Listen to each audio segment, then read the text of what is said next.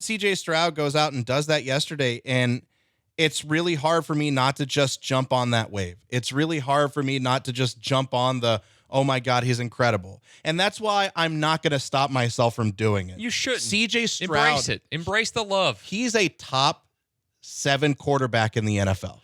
The things that he did yesterday from an execution and processing standpoint, most quarterbacks in the NFL cannot do, especially not rookie quarterbacks. I watched the early game yesterday, the Chiefs and the Dolphins. He made better decisions. And again, I know the competition is different than those two teams are facing. Say it. He made better throws in yesterday's game than the two quarterbacks in that game did yesterday. Say his name. Patrick Mahomes and Tua Tagovailoa. There we go. He did. He made better. I mean, that's in one game. I'm just saying in one game in general. I mean, everybody has. He was on a heater yesterday, but you're right. He goes out, and we've talked about it a lot this season. Just the way that he puts the ball exactly where it needs to be every single time. Like, here's where I walked away with yesterday. Would it have sucked if they lost? Yeah, because they would have been at 3-5, and it's like, oh God, there's another game that was right there for the taking that would have had them at a better standing and kept them in the hunt for all this. But they go and find a way to do it, and they find the way with him. I'm having fun again. Yeah. And for all the beating our heads against the wall and screaming and yelling that we did at each other and watching them self-destruct from Bill O'Brien to Jack Easterby to Deshaun Watson to all of it that happened, they got out of the way finally of all that disaster. They hired some people that knew what they were doing. Praise you, Lovie Smith, for winning a football game at the end of the year last year. Lovie Smith Ring of Honor, right? And CJ Stroud is here to save our bacon. Lovie Smith and Davis Mills should be inducted into the Texans Ring of Honor for setting up a scenario where they were able to draft CJ Stroud. Yeah.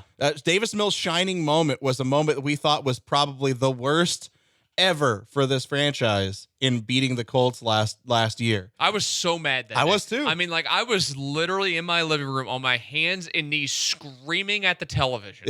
Yeah. Screaming at it. My wife was like, what are you doing? Chill out. It's not that big of a deal. It is a big deal. You're not going to get the first pick in the draft.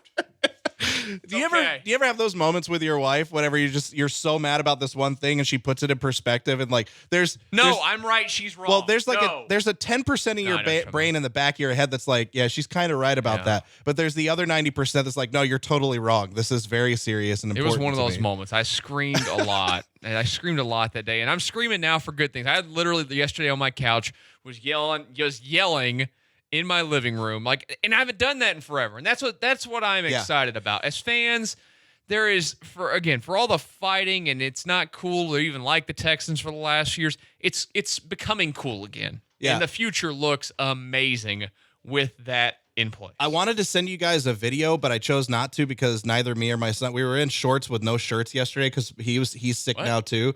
But there was a moment at that moment. I heard that backwards. I thought you said shorts with no shirts with no shorts. Like what? The old Winnie the Pooh action. What are we doing over here at the Beard household? we like to walk around Duck? Winnie the Pooh. No. So we were just sitting on the couch watching the game as a family. It was just me. My daughter went on a camping trip, so we were watching football all day. We didn't have to worry about her complaining. So it was me, my son, and my wife.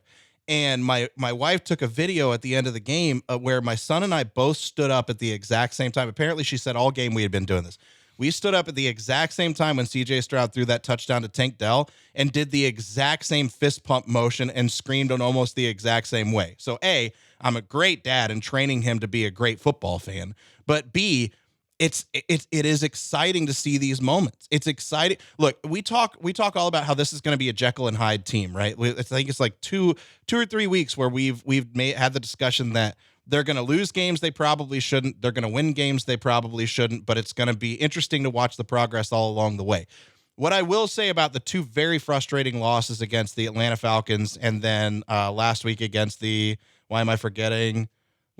the Panthers. Thank you very much, Andrew. Andrew got in my ear. Yeah, sorry. Still got flu brain. Sorry, I am reading something. I'll read you in a second. So the frustrating losses against the Falcons and the Panthers, while they were frustrating, there was still a silver lining there, and you saw good things. When you're watching CJ Stroud beat the teams that maybe he shouldn't beat, and the Texans win the games that maybe they shouldn't win, he's doing it in really fun fashion. And yesterday was like the pinnacle of that so far this season. And so it is really exciting and really entertaining to watch. And it's it's fun to have this kind of hope. And to say something that John and Lance talked about earlier today, when in Houston football history, and let's go back as far. I want people to text in 713-780-3776. Text and call in. When was the last time you could say this about a Houston quarterback? Oh, Man, no, they left too much time on the clock. Oh, yeah, no, you've never, Deshaun maybe briefly. No, I don't even think him. I think he had a moment. I mean, that to an extent. Now, look, Houston is not rich in history when it comes to quarterback play. Yeah. There's no denying that. By the way, when I was over here, if you're watching on the Twitch channel, my focus was gone for a second. This isn't a city, Josh, that has that history. Now, it's 8 games in. Just go look at the numbers. And I think even like the biggest Texans haters that are out there still, which there's a lot of them, and I get it. Like, they've done a lot to deteriorate there. I mean, look at the crowd yesterday. I know that it was pretty loud in there and everything. There's still, you watch the TV broadcast. It's pretty empty. There's a lot of empty seats still. And I get it. It's going to take time for some people to be won back over. This is different. This is the most different thing we've ever seen in the history of this city when it comes to football being played with the quarterback. This is a guy you need to invest your emotions into. Yeah. He's worthy of that. And it's 8 games in, and I'm watching, and I'm going, he's going to be the best football player this city has ever seen. He's got a long way to pass J.J. Watt, still 3-time Defensive Player of the Year, but 8 games in, everything about his talent level, and as they mature as a franchise again in their reboot and hopefully get a lot of things right in terms of the players put around him, he's just going to get better. He is. And you're going to start to see the perception from the fan base change, and those seats start to fill up as the national perception of C.J. Stroud and really the Houston Texans changes. And you're starting to see that now. I was listening to the Around the NFL podcast, and I haven't listened to the entire segment yet, but they almost immediately start off today's episode with the Week 9 recap talking about C.J. Stroud. But I heard this on the Around the NFL podcast. C.J. Stroud posted the highest next-gen stats passing score of any QB in the league this season with a 96. The NFL Twitter account has made C.J. Stroud their header and has called it a new era in Houston.